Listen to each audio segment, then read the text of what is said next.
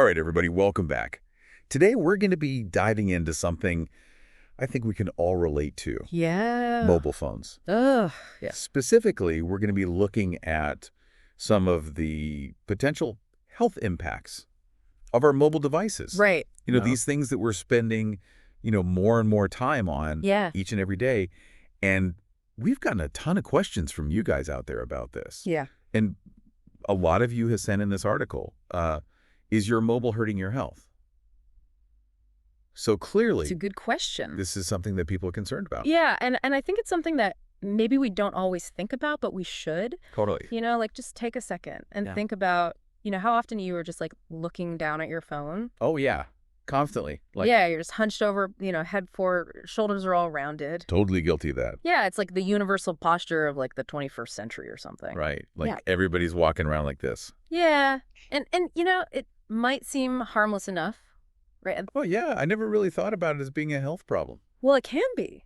Really? Yeah, so that posture that we just talked about, head forward, shoulders rounded, Yeah. that can actually lead to a condition Well, now. called tech neck. Tech neck. Yeah, so it's not just like a catchy name or anything, Right. it's a real condition. It Right. causes like real pain, stiffness, and even, potentially long-term damage to your spine. Oh, wow. So, even if I don't feel it now, this could be, setting me up for problems down the road. Yeah, exactly. So it's definitely something to be mindful of. Okay, so that's the physical stuff. Yeah, But, the title of this piece, right. it kind of hints at broader health concerns. Yeah, Right? It's not just about neck pain. exactly. It's about your overall well-being. Right. Hmm. So, what else should we be thinking about when it comes to our phones and our health? Well, think about like sleep, for example. Okay.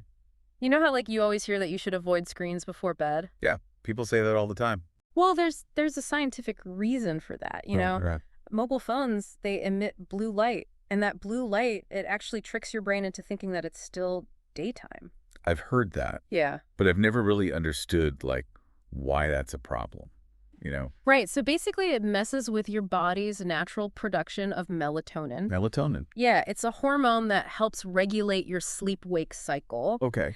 And so less melatonin means more difficulty falling asleep and potentially poorer quality sleep overall. So even if, I feel like I'm falling asleep, fine, Mhm. my phone could be messing with my sleep without me even realizing it. Exactly. And then on top of that, There's more. There's more. there's more. You got to think about the impact on your eyes, Okay. All that screen time, it can lead to eye strain, dryness, headaches, and even blurred vision. Oh, man. So, Yeah.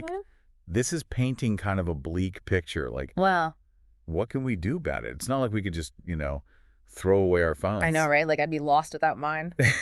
Exactly. So, what are some realistic things that people can do? Yeah. Well, I think awareness is a big part of it, Yeah. just realizing, all these potential downsides. Yeah. And then from there, there are actually some simple things you can do. Okay, like what? Well, like taking frequent breaks from your phone, Oh, So like okay. maybe every 20 minutes or so, just look up, Yeah. look at something in the distance Okay. that can help with eye strain. Okay. And then also, think about your posture, We were just talking about tech neck. Right. So try to sit up straight, keep your phone at eye level. Okay, so instead of this. Yeah, exactly. Right. More like this. More like that, yeah. Yeah. And there's also blue light filters and glasses that you can use. Oh, yeah, I've heard of those. Yeah, they can help reduce the amount of blue light that reaches your eyes. So it's kind of like built-in sunglasses for your phone? Yeah, exactly. Okay. And then, think about how you're using your phone before bed, too. Like, can you put it down an hour before you want to fall asleep? Or even just, switch to reading a book or something. Yeah, I like that idea. Yeah. Make it a more intentional choice. you Yeah. know? Like, make it a deliberate thing. Yeah, not just mindlessly scrolling until you fall asleep. Exactly, because that can really mess with your sleep. Okay, so those are actually really helpful tips.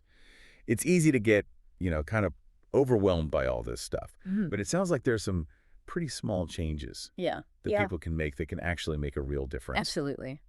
It's all about just being more mindful, Mindfulness. Yeah. Just be more conscious of how much you're using your phone. Great advice. Yeah. So to recap, Yeah. it sounds like, our mobile phones, they're incredibly useful. Oh, yeah, they are. But it's good to be aware that, they can have some maybe not so obvious impacts on our health. Right. But the good news is there are simple steps we can take, Yeah. to minimize those risks. So I guess the question for all of you listening out there is, What one small change are you going to implement today Yeah. to create healthier habits around your phone use? So let us know. And until next time. See you later.